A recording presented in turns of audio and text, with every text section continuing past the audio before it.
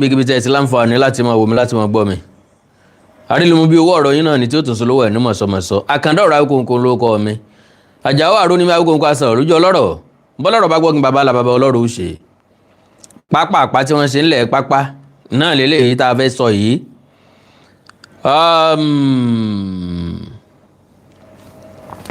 Yorùbá ní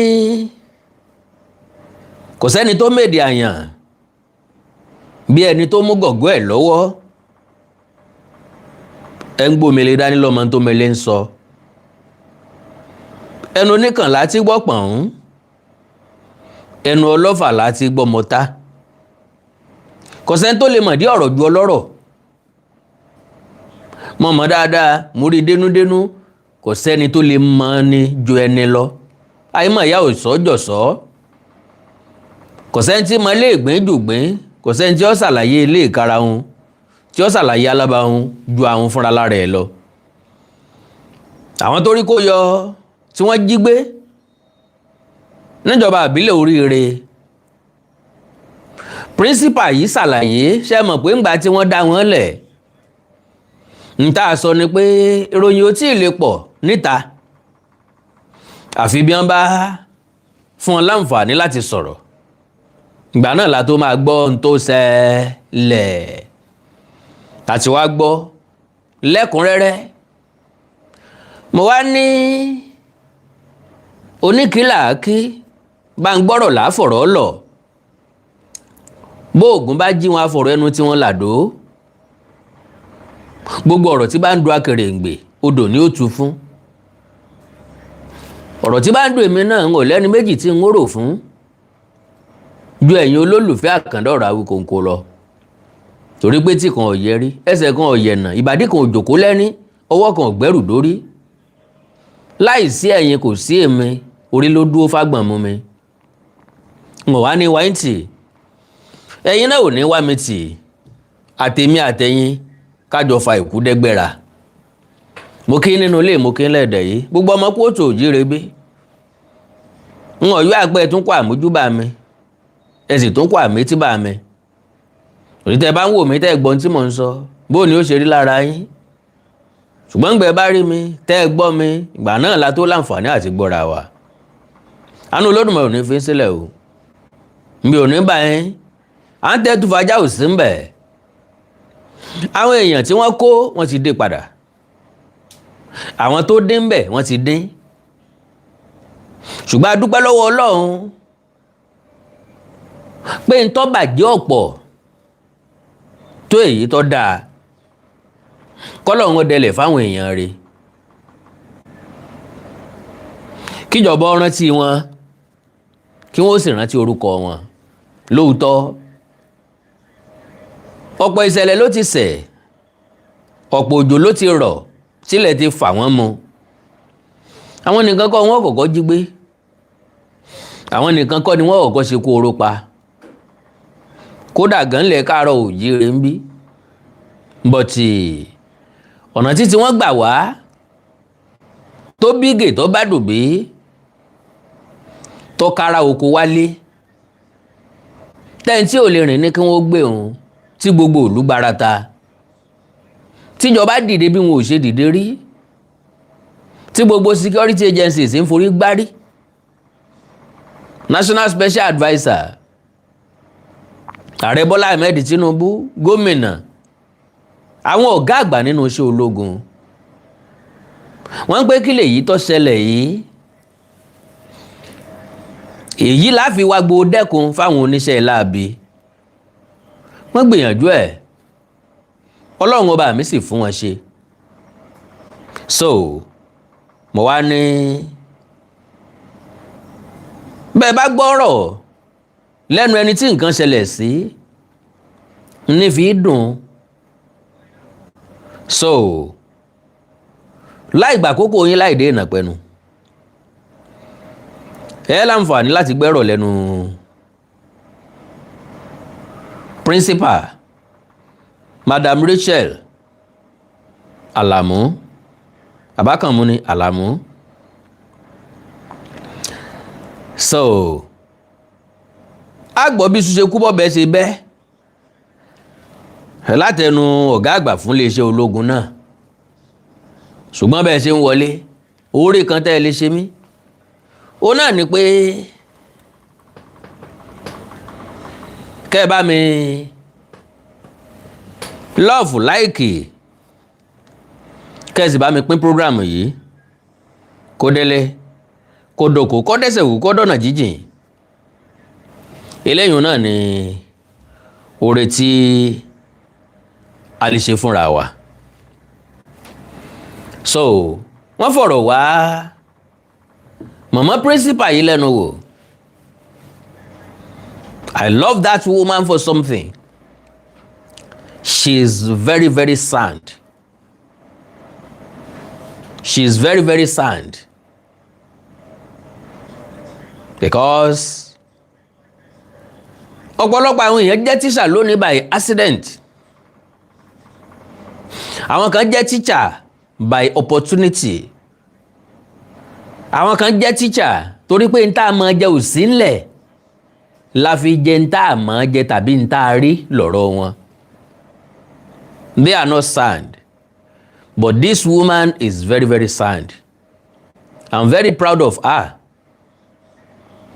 So gbogbo ọ̀rọ̀ tí wọ́n bí lọ́dà létòlétò. Màmá lòun ti lò 20-something years. God bless you, sir. God bless you, ma. You are welcome, sir. Mi ní wáyé tì, sir. Mi ní wáyé tì, ma.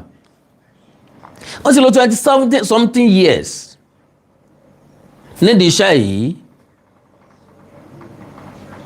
Lélẹ̀ tó túmọ̀ sí pé àti fẹ̀yìntì rẹ̀ kò pẹ́ mọ́.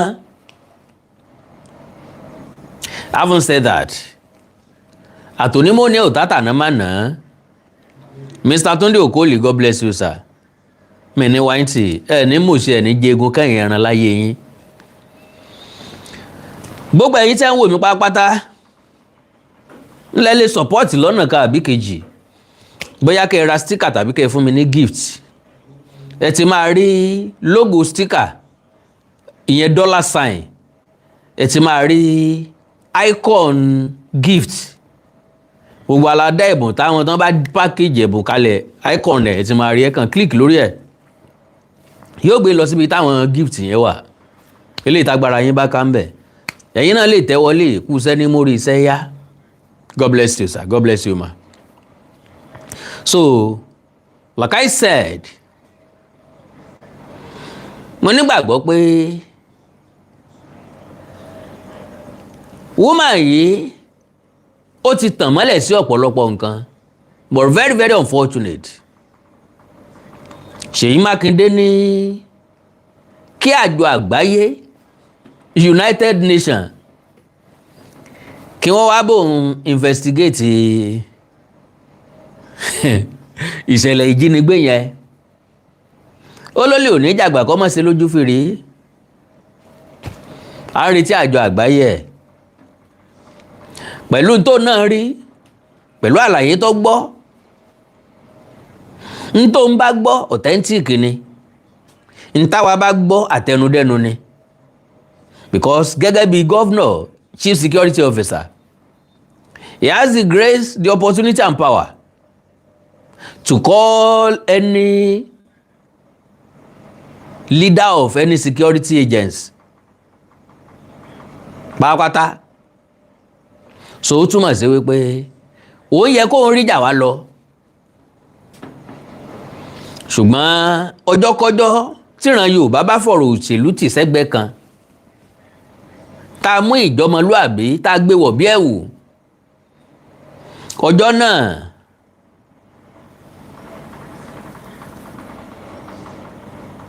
God bless you, sir. God bless you, man. So ọjọ́ náà nílẹ̀ Yorùbá ó tó láǹfààní àti tẹ̀síwájú dáadáa bá a ṣe fẹ́ bó ṣe wù wá. Ẹjá gbé tó lóṣèlú ti sẹ́gbẹ́ kan. Ìṣẹ̀lẹ̀ tó ń ṣẹlẹ̀ yìí, ìgbésẹ̀ Ṣèyí Mákindé, ó ń tọ́ka sí wa pé we are also vulnerable. Because gbogbo tí ẹ̀dá bá ń wálé ayé kọ́ ló máa rí. ẹ gbọ́ mi dáadáa o nígbà tá ààrẹ Bọ́lá Ahmed Tinubu fẹ́ díje ní 2023 Ṣèyí Mákindé lè mọ́ campaign fún directly but Ṣèyí Mákindé seek support àwọn èèyàn fún Bọ́lá Ahmed Tinubu ló jẹ́ kí Tinubu wọlé nípínlẹ̀ Ọ̀yọ́ ṣé gbàgbé pé wíwọlé Tinubu kò ṣàì kó bá àwọn ọmọ ẹgbẹ́ òṣèlú PDP nípínlẹ̀ Ọ̀yọ́ kí ló wá change npò tí Bọ́lá Tinubu wà ó wù Ṣèyí Mákindé náà fine bó ṣe wá wù yẹn kò sí ní tó bá dì ń bẹ̀ kò sẹ́ńtì nǹkan rí kì í wù lóòótọ́ gbogbo èèyàn kọ́ ló lè dàbí èmi Àkàndọ̀rọ̀ Awikonko mo ní contentment nítòlóyìnbó ń pè ní contentment as in kéèyàn ó gbé nǹkan débì kan kó wá wo wípé Ọlọ́run ti ṣe ohun tó kéèyàn ó kó lójú agbo ńgbà tíjó bá ń yẹ kéèyàn ó mórí Ọlọ́run kó mo bá ṣe dúpẹ́ ìwọ̀nba ilé téèyàn rí oore ńlá ni so ìyẹn jẹ́ nǹkan tí ó ń dùn mí pẹ̀lú Ṣèyí Mákindé wípé kò gbé òṣèlú tì sẹ́gbẹ́ kan òun náà ti ń jìjà òṣèlú Ọlọ́run nìkan ní fẹ̀dá jọba Ọlọ́run ní fi ní joyè Ọlọ́run nìkan ló ní déédéé ẹ bá ń wí fún Ṣèyí Mákindé ìpọ́lọ̀ nìkan ní pé kó rí bẹ́ẹ̀ béèyàn ṣe ń fẹ́ o so èmi ò mọ calculation rẹ o tó fi nígbàgbọ́ pé bóun bá díje fúnpò ààrẹ òun lè wọlé I don't know èmi lèmi ò mọ̀ o ṣé àwọn pé mo ti sọ síwájú pé Ọlọ́run nìkan ní fi ẹ̀dá jọba kò séèyàn kankan tó lè sọ pé without me tàbí tí kì í bá ṣe mi who are you Ọlọ́run sọ fún ọ pé who are you so yẹn túmọ̀ sí pé Ṣèyí Mákindé lè ti ṣe ń wọ̀ kí ẹ̀ kọ́ wá rí nírí pé bá a dìbò òun ọ̀ wọlé bá a pawó láró òun ọ̀ wọlé bíi ti Bọ́lá Ahmed Tinubu ṣùgbọ́n mi ò rí Ṣèyí Mákindé gẹ́gẹ́ bí ẹni tó wọlé ipò ààrẹ nípínlẹ̀ Ọ̀yọ́ gan ká tó wá sọ pé ìpínlẹ̀ mi so nítorí àkókò wa ẹjá gbọ́rọ̀ lẹ́nu màmá yìí ọ̀rọ̀ ni mo fẹ́ wá ká wá gbọ́ kó lè wọ̀n rẹ́kọ̀d lọ́dọ̀ tiwa náà àti pàápàá ẹ̀yin olólùfẹ́ mi náà fẹ́ mọ kí làbájáde bó ní nǹkan ṣe lọ ẹ̀tọ́ mi sì ní kí n mú wá sétí ìgbọ́ yín mi ò ní wáyé tí o. Can only imagine and imagine it even is like reliving it. It was not easy. We were in the forest, in the open most of the time, under the sun, under the rain, with the children. But we kept going because there was no way out. We knew it's God that could only help us. So that really helped us. And the fact that we believe that people are praying for us, that also helped us as well. And I cannot say it's not God because sometimes things we go through, you think that when you break down, that will be the end. But you just survive it. Personally, I was not beaten, but some of the children were beaten.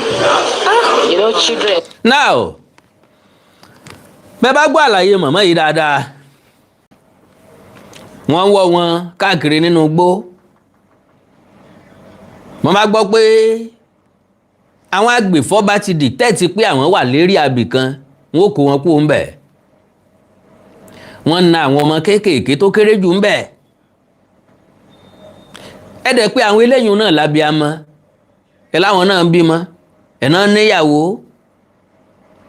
ṣùgbọ́n wọ́n má àwọn ọmọ kékeré wọ́n nà wọ́n ọmọ ọdún méjì ńgbà tẹ́ ẹ kọ́ ọmọ ọdún méjì sẹ́ẹ̀fẹ́ kó sunkún ni ọmọ ọdún méjì ọmọ ọdún mẹ́rin kí wọ́n mọ̀ ju gbé lọ ńgbà tí wọ́n wà níbi tí ọjọ́ bí tó yẹ kí wọ́n wà níbi tí ò sí àwọn ń bẹ̀ ọmọ ọdún méjì ń bò mí sí mọ̀yàn lọ́wọ́ ayé lọ́dà ayé ọ̀làjú táǹkọ́ ọmọ ọdún méjì ọmọ ọdún mẹ́ta ọmọ ọdún mẹ́rin lọ léèwé ọmọ mi ti bẹ̀rẹ̀ skul láti ọmọ ọdún káàbọ̀ wọ́n á ní crèche àwa yóò lọ crèche ta ní ọ̀ràn wa lọ crèche ńgbà náà bó tiẹ̀ wà ambọ̀sibọ́sì kò sí wọ́n ti dètò ẹ̀kọ́ rú ọmọ kọ́kọ́ lọ crèche yóò lọ kindergarten yóò lọ nursery yóò lọ primary yóò lọ junior secondary yóò lọ senior secondary yóò ẹsẹ̀ wá mọ ibi tí orí ń gbé òun lọ and lo and behold 6334 ni wọ́n ti fẹ́ scrap un àtúnbẹ̀ èyí tí wọ́n tó ń gbé bọ̀ kọ́lọ̀ nínú àánú ẹ̀kọ́ ṣàánú wa so wọ́n ń ná àwọn ọmọ kéékèèké òun torí ariwo. Some of them are quiet, some of them are loud. No, they're loud. They hate most is noise, that it attracts attention. So the youngest of them, maybe the two, Waliya and Salam, they were the one that took the best of the beating. They will close their mouth, tie it with cloth, and beat them very well. Then the men, they had it worse than us. So they were blindfolded, handcuffed, and chained on the leg. All of them until they remained two. I want to see my husband. When I get home, I can think of any other thing. But definitely, it has to be something that... Society that way kò ní ojú àánú fún àwọn ọkùnrin. Take it or you leave it. Call it anything from me. Society tá wà yìí o lójú àánú fọ́kùnrin anywhere. Bí nǹkan bá pàwọ́ àtìyàwó ẹ̀ pọ̀ wọ́n ní ṣe bọ́kùnrin ní ẹ́. Ó wá béèrè wípé ṣé wọ́n lẹ́mìí méjì ni. Obìnrin lè jọ ilé kan náà nìsín bó bá fẹ́ jáde ẹ yóò ní rárá. Bó bá wá ní kí ló dé alọ́kùnrin nìwọ. Sáwà lára àyà. Bí nǹkan bá ṣẹlẹ̀ láàrin ọkùnrin àti obìnrin wọ́n ti sáré trust obìnrin. Ẹ má bínú o.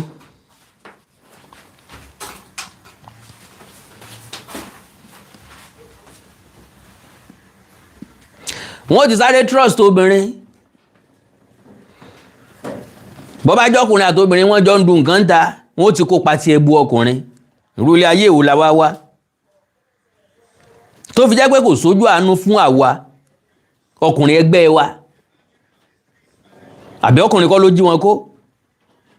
Why tó jẹ́ pé àwọn ọkùnrin wọn tó wá ń fìyà jẹ kí ló dé tó jẹ́ pé àwọn ọkùnrin wọn tó ń pa. Sorry o kò sẹ́ni tó yẹ kí wọ́n pa ń bẹ̀ o.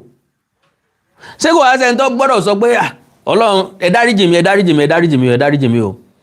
Tí ó wà pé obìnrin ti ṣẹ̀ láyé o. Ntọ́lọ́ ti wà mẹ́yìn obìnrin wá yìí ìkan ó jìyà rẹ̀. Àwọn ọkùnrin náà ni wọ́n mú kẹ́ni wọ́n dù lọ́rùn. Nkéjì bóyá wọ́n dù ni bóyá wọ́n yìn mọ́ ni wọ́n sá pa òun náà. Ọmọ ọlọ́mọ ọmọ 28 years. Wọ́n ń pè ní Dean àbí Deacon Dean. Wọ́n pa òun náà ní kògbókògbó ayé ẹ̀. So according to that woman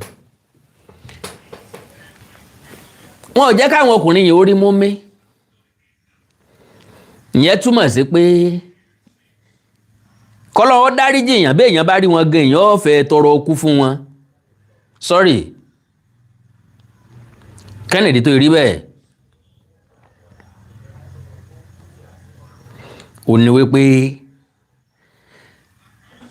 wọ́n ń dì wọ́n lójú wọ́n fàṣọ dì wọ́n lójú wọ́n ń dè wọ́n lọ́wọ́ àtẹsẹ̀. Wọ́n máa ní lọ́kàn pé ọkùnrin ló lágbára àti sá lọ. Irú ilé ayé ìwò làwọn ọkùnrin wá. Ọlọ́run fúnra lára rẹ̀ ní yó ṣàánú wa. Gbọ́dọ̀ jó ogbó náà. Àwọn ọmọ òfì sọ́dọ̀ obìnrin. Wọ́n lọ́kùnrin mọ bí ó ṣe survive. Kódà. Good for me. We sacked them up. When we started the first week, they were bringing biscuits for them, maybe to make them comfortable. But along the line, that stopped. Then we had to move from one point to another, and that was a major problem we had. When the place is discovered, we have to move, and that starts around 7-8 in the night. Sometimes we walk 3-4 hours. That is most of the bruises you see on our bodies. Children? Yes. They carry the last three: salam, waliyat, and testimony. The girls, the secondary school girls, will carry the thing. The other ones, they will have to walk. We will fall sometimes. A lot. When we were taking, my car was used to convey us to a point. That was because àwọn èèyàn kan béèrè wípé nínú gbogbo nǹkan ńgbà tán kọ́kọ́ rescue woman yìí ntọ́ kọ́kọ́ béèrè ní ọkọ̀ ayọ́kẹ́lẹ́ rẹ̀. Ìròyìn tó tẹ̀ mí lọ́wọ́ lónìí ó ní wípé òǹdíje dupò gómìnà lábẹ́ ẹgbẹ́ òṣèlú All Progressive Congress nípínlẹ̀ Ọ̀yọ́, Senator Sarafadeen Ali. Ìròyìn tó tẹ̀ mí lọ́wọ́ tí mi ti confirm o, wọ́n ló ti gbé Toyota Camry fún woman yẹn. Ẹjá jọ confirm, mo kàn rántí lórí program yẹn náà ni o.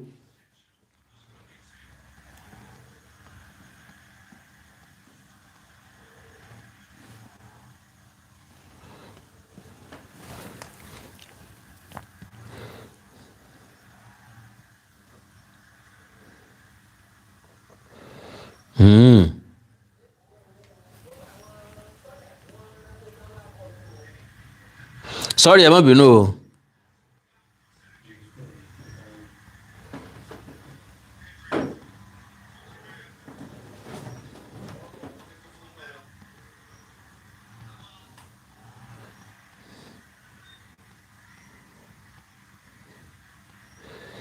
Ròyìn tó tẹ̀ mí lọ́wọ́ lálẹ́ inú o.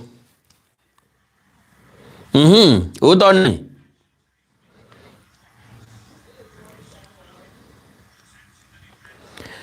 Guardian newspaper lélẹ́yìí ó ní Ọ̀yọ́ APC Guba candidate donates car to rescue Oriire school principal. So it was true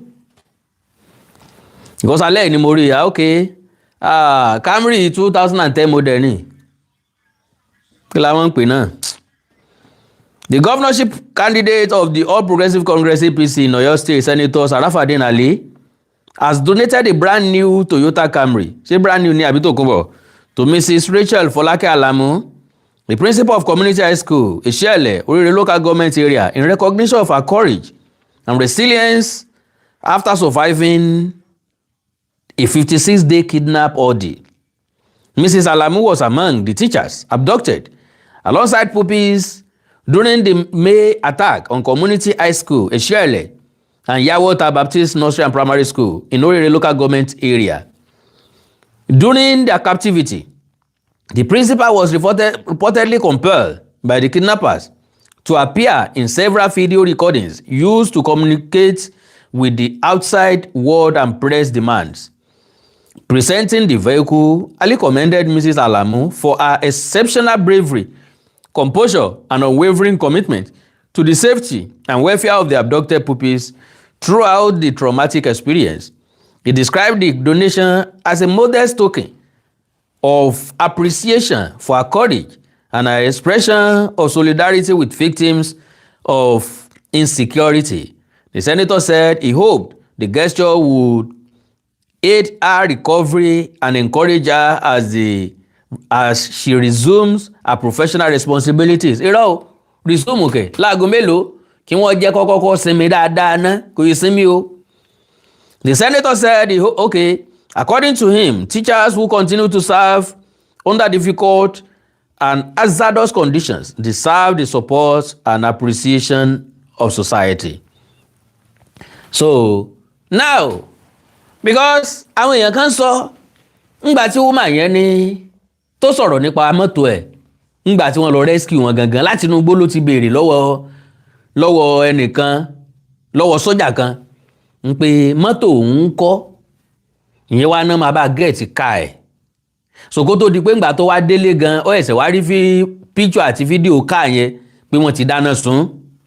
So now àwọn èèyàn kan wá ń béèrè wípé pé wọ́n ti rescue wọn ṣe tó ẹ̀kọ́ máa rán mọ́ nínú bí ọ̀bá sọ tí wọ́n ikú ò lọ́dọ̀ ìjọba padà sílé ẹ dákun ta ni yóò bá sọ padà náà bó ló fẹ́ sọ mọ́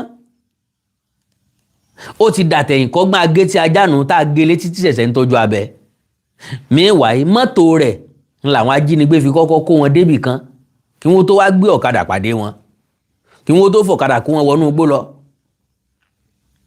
So èèyàn kan lọ sáwà mọ́tò ẹ̀ kú òǹbí tí wọ́n gbé dé tó wá lọ síbòmíì tí wọ́n fi lọ dáná sun bẹ̀.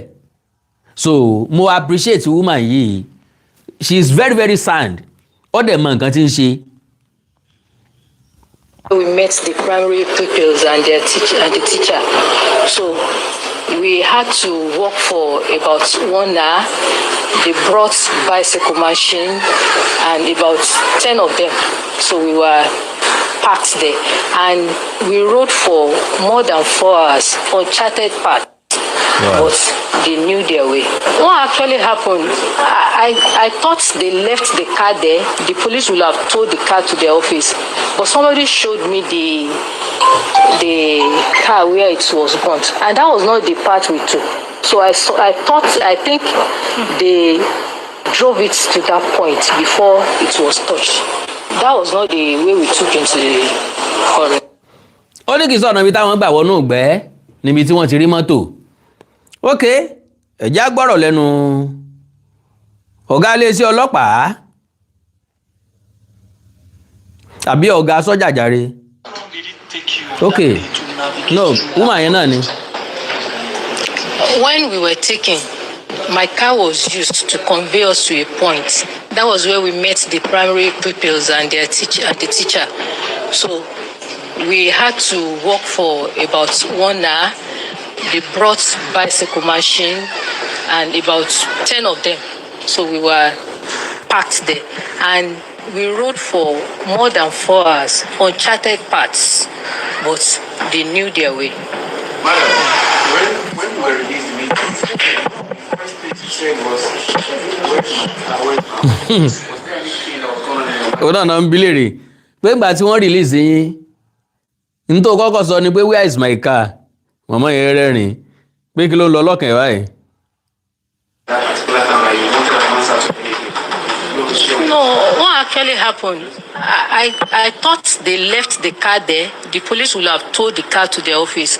But somebody showed me the car where it was burnt. And that was not the path we took. So I think they drove it to that point before it was touched. That was not the way we took into the... Was this impact on you negatively in any way as a teacher? Irú ìbéèrè wo nu? Wọ́n gbé èèyàn lẹ́nu iṣẹ́. Wọ́n gbé wọnú ìgbẹ́ lọ. Ó lò 56 days ńbẹ̀. Wọ́n pààyàn lójú ẹ̀. Ẹ̀ tó wá ní só ní negative impact ní life ẹ̀. Kò ṣe níní. Ṣé òun gangan kọ́ ló máa feel trauma yẹn jù ni? Láti jókòó sí same class láti máa kọ́ ọmọ ṣé kò ní dẹ̀tì tó bá jẹ́ ìṣẹ́ lè lọ.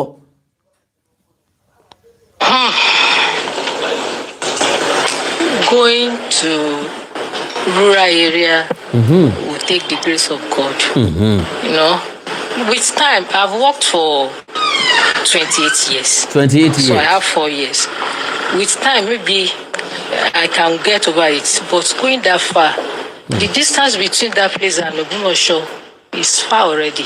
So I sacrifice a lot when it comes to transportation. Now, coupled with this, I don't know what will happen, but for now, thank you very much. As intelligent as she is, màmá yẹn ò fẹ́ sọ wípé òun ò lè padà lọ síbẹ̀ mọ́ o. Kennedy, gómìnà bẹ́ẹ̀ kọ́mọ́dà bẹ́ẹ̀ ni pé ó lo opportunity yẹn ó fi reject iṣẹ́ fáwọn ọ̀gá ẹ̀ tó gbéṣẹ́ fún. But body language yẹn ń sọ fún wa wípé òun ò ní lè lọ mọ́. Ká ní kìí ṣe iṣẹ́ ìjọba ni. Téèyàn ti gbà more than 28 years. Èèyàn lè sọ pé kó níṣẹ́ ọmọ fọwọ́ múṣẹ́. Pájá tó lọ ilé ẹkùn tó bọ̀.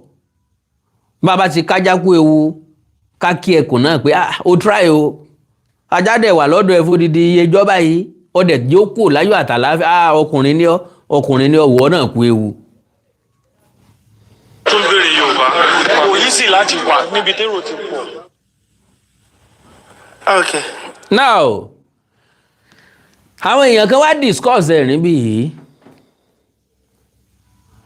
ó wá jẹ́ ọ̀rọ̀ tó jẹ́ ọ̀rọ̀ ọgbọ́n bó bá tiẹ̀ jẹ́ yẹn nìkan tá a bá tiẹ̀ lè gbọ́rọ̀ lẹ́nu ọ̀gá sọ́jà torí time mo lè lo ti ọ̀gá sọ́jà nínú program mi because mi ìfẹ́ máa gba time yín rárá yes time yín wà so precious to you and to me too I always consider you now ẹ jẹ́ agbọ́rọ̀ tán sọ.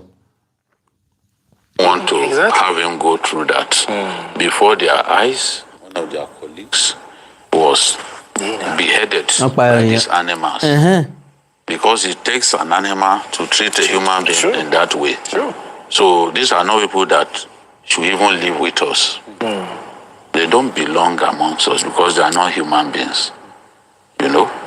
And to think that the same people, when the DSS arrested their own family members, they became traumatized. They started even reducing their demands. Can you imagine? Because they were made now to see what it looks like to keep somebody out of circulation.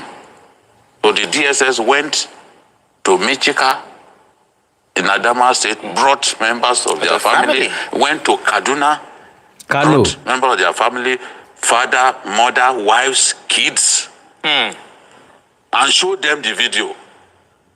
It was at that point that they knew that we were not joking. This is no joke. Because they said, if you come close, remember this principal. There was a video that this principal shot where she was saying, all they are saying is release our leaders. They are not treating us badly.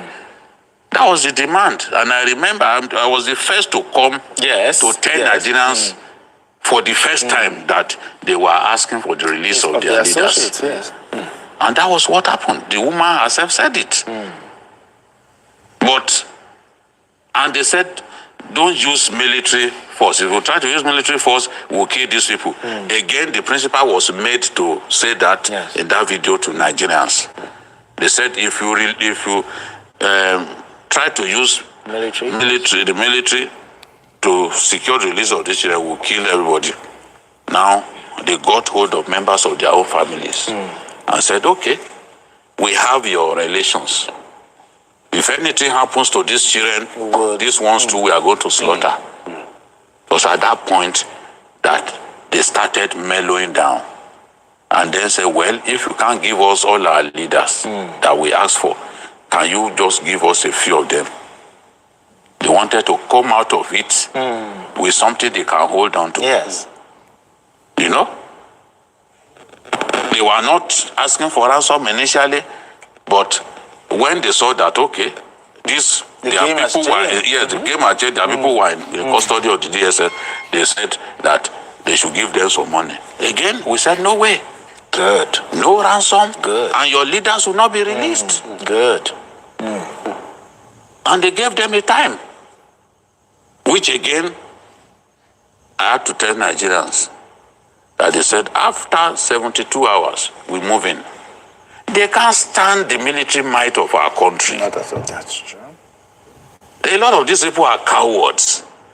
If you deny them the drugs that they take, just for some time, you will see that they are just ordinary people. Even in hand combat, you will defeat them. Sure. It's these drugs that transform them into something else and made them worse animals than they are.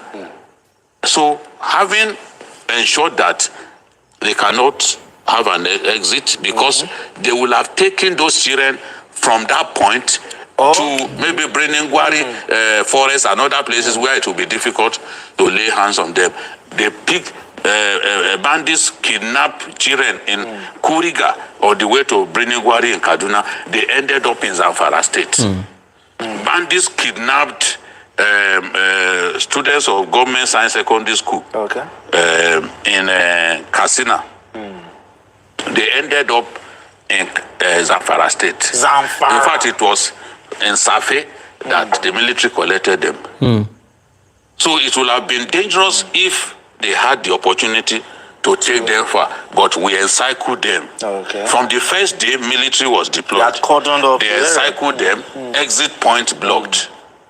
And they knew that the longer those children were with them, without us yielding to their demands, the more frustrated they will become. That's true. I mean, this is not Chibok. Some people thought this would be Chibok. But this is a different administration. In the past, we would have yielded to the demands of these good-for-nothing people. But no, we said no. And that was it. We didn't yield to demand. In fact, Abu Bara, the leader of the group, the first leader of the group, Ansaru, that the DSS arrested, he was brought to court. To court, okay. His plea was taken. The other one, Mahmouda, who took over from him, the DSS also arrested him.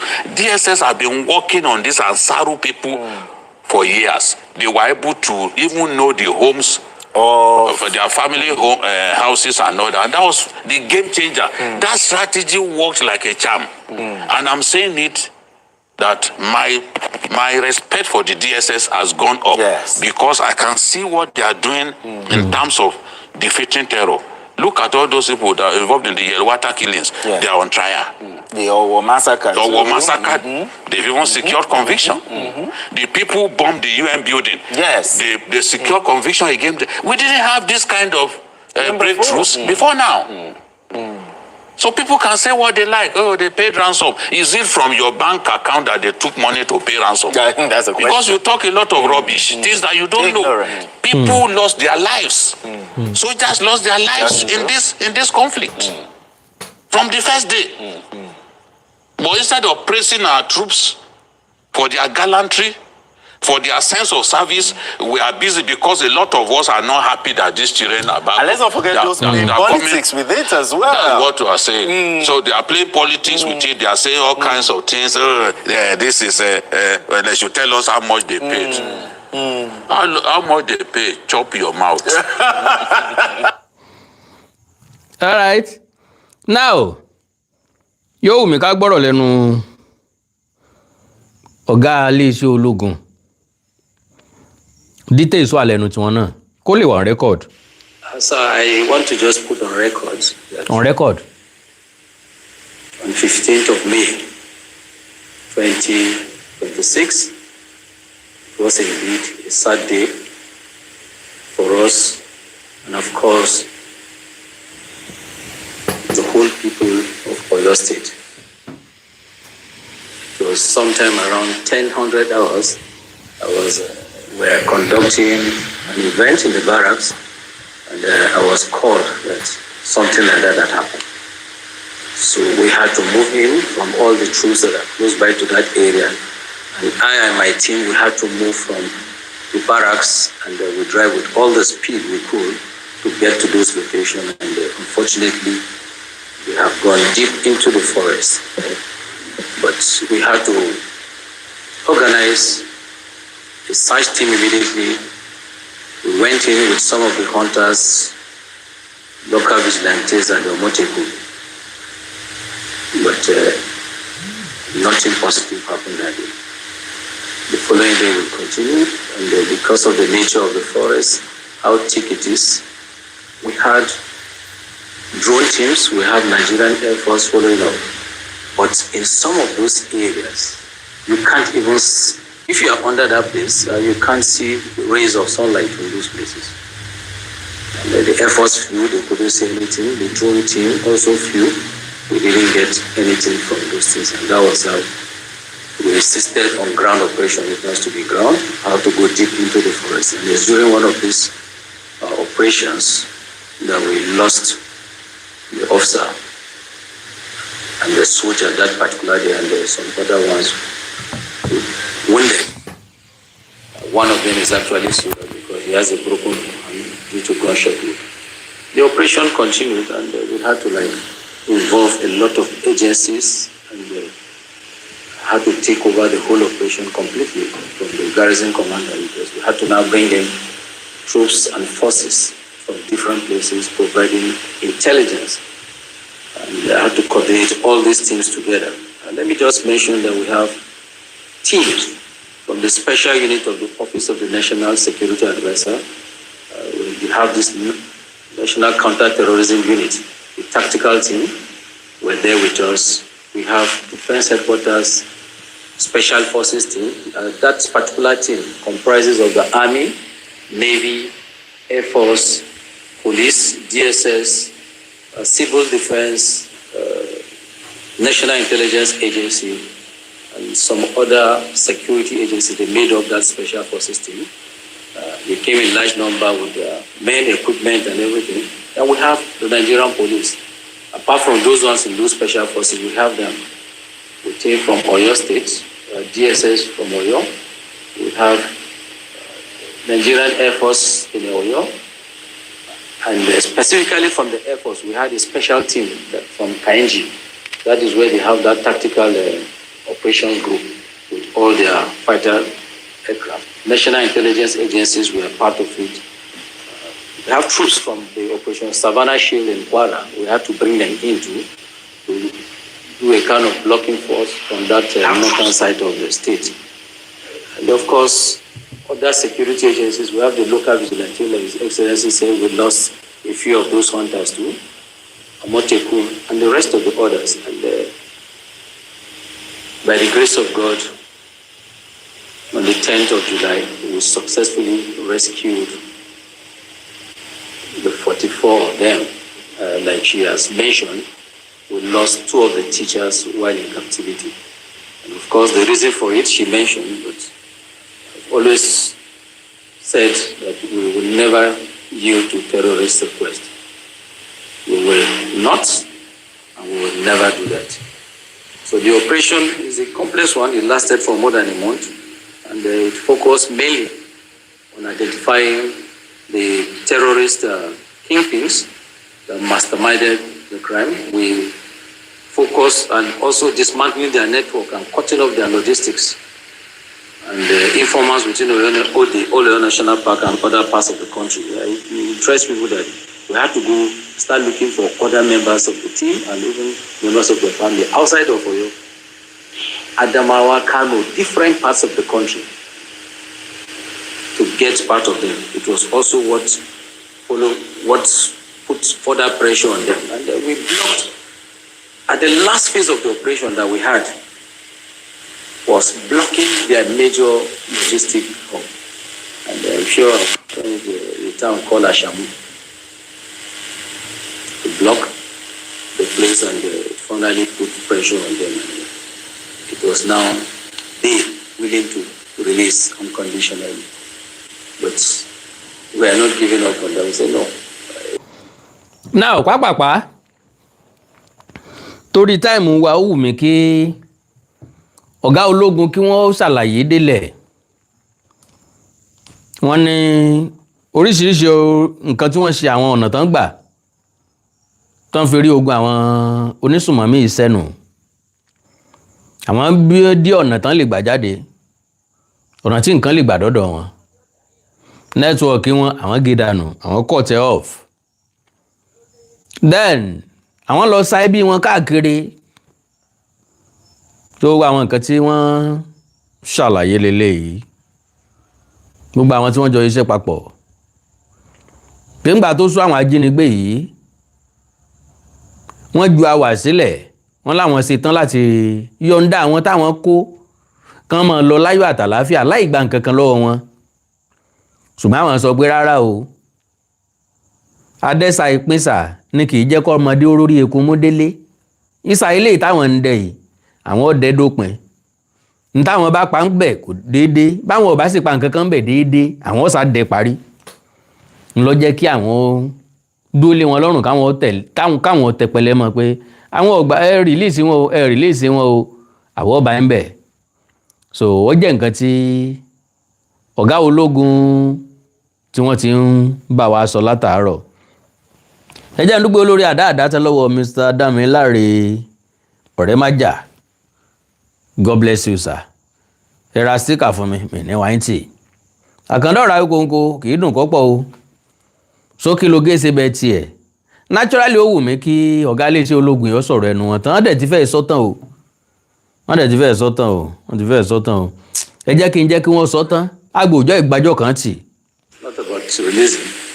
We must see to the end of the terrorists operating in that particular region. And of course, indeed, the whole part of the country. And to the glory of God, we have them here. And of course, like His Excellency said, we suffered casualties from the military. And unfortunately, the day we buried the officer, that morning we buried the officer, it was that evening we finally rescued him.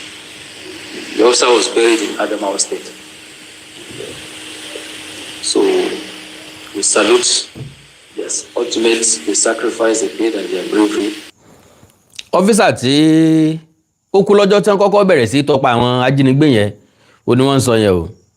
Ọjọ́ tí wọ́n sin òkú ẹ̀ náà ni wọ́n rí àwọn èèyàn yẹn gbà padà. Will indeed never be forgotten.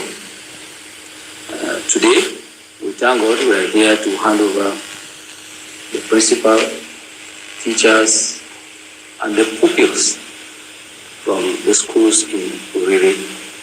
We thank God for His mercy, and I want to once again, on behalf of all the participating agencies, most sincerely and respectfully thank and appreciate Mr. President and Commander-in-Chief of the Armed Forces of the Federal Republic of Nigeria, President Bola Ahmed Tinubu, GCFR, for his strategy that made this operation a success. In a situation where the President is telling someone, call the troops on the ground, what is happening on a daily basis, we have to give them that update. And of course, for the Chief of Army Staff, you can imagine the kind of pressure I will get from him. And I also want to warmly thank the Executive Governor of Oyo State, Engineer Shirima Kinde. He has been very supportive. I will put it on record today. He has been supporting the military and, of course, other security agencies in Oyo State. From the day it happened, I know His Excellency has always been calling. He wants to know what is happening, how far. You know, contrary to what a lot of media houses say that he doesn't bother about it, but that's not true. I, for one, will tell you that he has been calling to find out what the situation was. And so I will thank you for all the support to the security agencies and of course, my deep appreciation also goes to the National Security Advisor. That one is not talking to people to talk to me, but he's talking to me directly. The NSA indeed, I spoke to him several times, and his words will always be, anything you need, let me know. Consistently, those were his words. And indeed, he supported every part of the operation. And of course, the National Counter-Terrorism Unit, we appreciate them. They're there. We have the Special Boats Unit too. They are here from the Nigerian Navy. They are part of us, and I want to thank them. I said I'm on my way. Say good. Sometimes, you know, the distance from here to that place is a bit far, and 30 minutes. You have not gotten there. He kept calling, and all through the whole event, he kept on calling out to the Chief of Naval Staff, the Chief of Air Staff, and of course, the Chief of Army Staff is, as far as is concerned, it was his personal operation. He took it personally. He was more or less on ground. Sometimes I don't have answers to their questions, but we thank God, and I thank all the security agencies, Army, Navy, Air Force, Civil Defense. I don't know, every one of you, I appreciate every one of you. And Your Excellency, I must say, CP used to send us food in the forest there. So I thank him. He gave us some special diet. There are some places that are difficult, you can't do anything, but helicopter will sometimes come in. We came to time to pick up one of the suspects, the CP helped us to arrest. We were following them up and called the CP. there's this person going to this place, and the CP immediately arrested them, and we send an helicopter there, bring the person to us into the bush, who gave us relevant information as to where. mi ò mọ̀ bẹ́ẹ̀ gbọ́ nǹkan tó sọ mẹ́rin dáadáa lójú nọ́mbì tí wọ́n wà ń bẹ̀ tí tán bá arrest suspect tó ní link sí àwọn ajínigbé tó jẹ́ àwọn akẹ́kọ̀ọ́ ìgbé iléeṣẹ́ ológun ó fi helicopter gbé suspect yẹn wá pẹ̀lú commissioner of police ìpínlẹ̀ Ọ̀yọ́ wọ́n tẹ̀lé wọn wá pẹ̀lú helicopter wọ́n ó fi gbé suspect yẹn wá láti béèrè information lọ́wọ́ ẹ̀. Our security agencies done so well. Their camps well. So we thank every one of you, and we thank God that the operation has come to an end, and we also thank Professor Longe, and when he came with his team to support our medical officers there, and they did wonderfully. The pediatrician was there, recommended some food, and I'm sure that's why you see the children looking brighter. His Excellency saw them the day they came in, but we thank God they are looking much brighter today. Finally, sir, I want to sincerely thank the media and the entire Nigerian people. Thank you for the pressure. We are not accusing you but it's okay. Some of those pressures are necessary. I wouldn't know, you know. For all you did, putting pressure on us. While we're doing it, we're not sleeping also. So, but we appreciate every one of you. Thank you. So, àwọn oníròyìn tá mọ̀ ti prayer lé wọn. Now, God bless ẹni tó kọ kíní yìí. 44 people free, but Nigerians don't deserve to be guaranteed the whereabouts, identities, and further pictorial information of the criminals. All right. Tí n bá ní kí n fi ṣe ọ̀rọ̀ sọ nísìn ọ̀rọ̀ tọ́rọ̀ mọ́ pọ̀ ẹ jẹ́ k'Ọlọ́run dá wa sí. A máa sọ̀rọ̀ nípa ẹ̀ torí time ti lọ already. Ẹ mọ̀ jẹ́ kí n dá a lẹ̀ rárá torí mi ní lè parí ẹ̀. God bless you. You made a valid point here, and may God bless you, sir. Ma. Now, Àkàndá ọ̀rọ̀ Awikonko relé, ẹ mọ́ dárò. Bẹ́ bá dárò tún dọjọ́ mi ọjọ́ rẹ̀. Ẹ like ẹ follow page mi lórí Facebook, Awikonko Television àti Awikonko TV. Ẹ subscribe sí YouTube channel mi Awikonko TV àti Onídèmọdè TV, Fónídèmọdè game show. Ẹ wá ní nǹkan pàtàkì tẹ́ fẹ́ ká jọ sọ. Ẹ já sọ lórí WhatsApp +234 904 851 9362 +234 904 8519362. Èdè àti àṣà ilẹ̀ Káàárọ̀ Oòjíire bí òní wọmi o. Orílẹ̀-èdè ilẹ̀ Káàárọ̀ Oòjíire ò ní dàrú. Ìlú ẹnì kọ̀ọ̀kan wa yóò tòrò mẹ́nẹ́mẹ́nẹ́. Àjò wa ṣe o.